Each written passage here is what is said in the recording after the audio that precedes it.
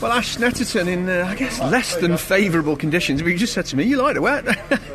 I mean, it's not bad. I don't mind it. It's good.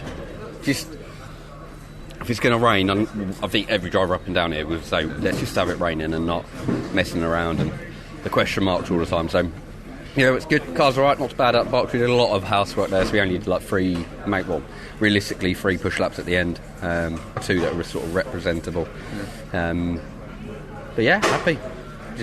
Just getting a feel for it all. You look very chilled.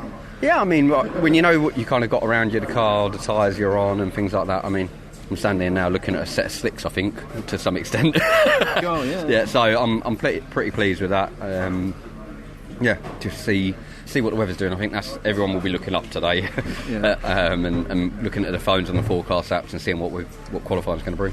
I can't imagine what the spreadsheet must look like that you're going through with Tony Crozier, your engineer, looking at the tyre choices, the weather, the hybrid deployment on a 2.9 mile lap. I mean, that must be some bit of data sheet.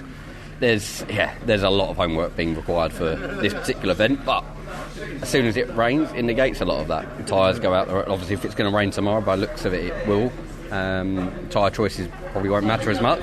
Hybrid won't matter as much. So I'm not complaining too much in that respect. I think we're sort of seeing 6 to 7 tenths in gain in hybrid deployments. That hurt us in qualifying. So I'm banking on a wet qualifying, and we'll see then what tomorrow brings.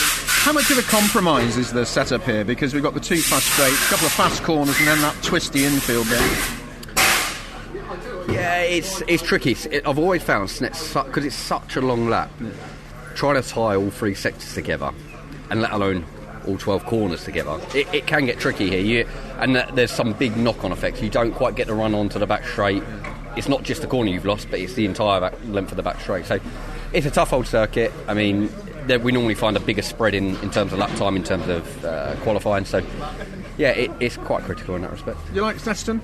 I do. It's not been the best proving ground for me, but I don't mind it. It's a good track. It's challenging, and you never got the same feeling day in day out, because the wind can have such an effect here and things like that. So it's always a new challenge every time you get in the car. Have a great weekend. Cheers. Thank you.